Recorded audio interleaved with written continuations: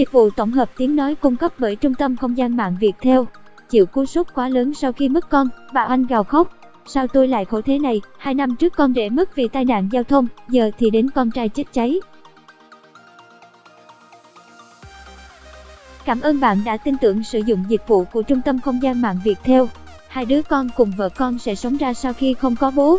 Đứa thứ hai của con còn chưa chào đời mà. Chiều ngày 12 tháng 4, rất đông người thân có mặt tại nhà xác bệnh viện 198 Bộ Công an.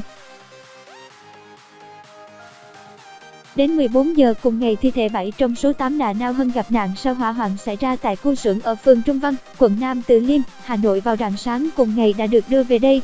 Giọng đọc được nghiên cứu và phát triển bởi các kỹ sư Trung tâm Không gian mạng Viettel. Tiếng nói từ Trung tâm Không gian mạng, Tập đoàn Công nghiệp Viễn thông Quân đội Viettel. Từng tiếng khóc ai oán vọng lên khiến nhiều người không cầm được lòng.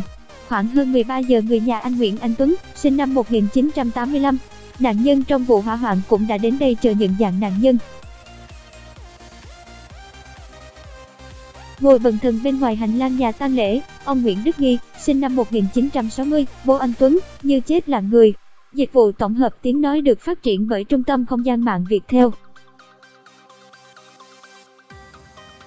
Bạn đang nghe tiếng nói nhân tạo, phát thanh từ Trung tâm Không gian mạng Viettel.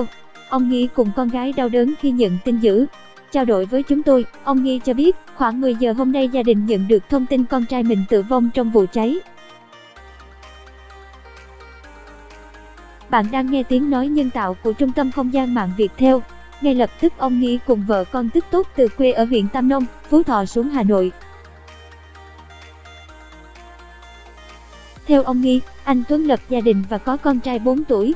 Hiện vợ anh Tuấn cũng đang mang thai tháng thứ 4. Cảm ơn bạn đã tin tưởng sử dụng dịch vụ tổng hợp tiếng nói của Trung tâm Không gian mạng Viettel. Tuấn có con trai đang đi học mẫu giáo, cháu ở nhà rất ngoan ngoãn, còn vợ ở nhà làm nông nghiệp nên hoàn cảnh cũng khó khăn. Cảm ơn bạn đã tin tưởng sử dụng dịch vụ của Trung tâm Không gian mạng Viettel. Tuấn trước có lúc làm ở quê, lúc làm ở Hà Nội là lao động tự do. Con mới làm ở xưởng nhựa này khoảng 1 tháng thì xảy ra chuyện đau lòng này, ông Nghi nói. Giọng đọc cung cấp bởi Tập đoàn Công nghiệp Viễn thông Quân đội Viettel. Bạn đang nghe tiếng nói nhân tạo của Trung tâm Không gian mạng Viettel. Mẹ và em gái anh Nghị gào khóc thảm thiết tại nhà xác bệnh viện 198 Bộ Công an. Ông Nghi cũng cho biết anh Tuấn thường xuyên gọi điện VEC nhà hỏi thăm công việc và gia đình.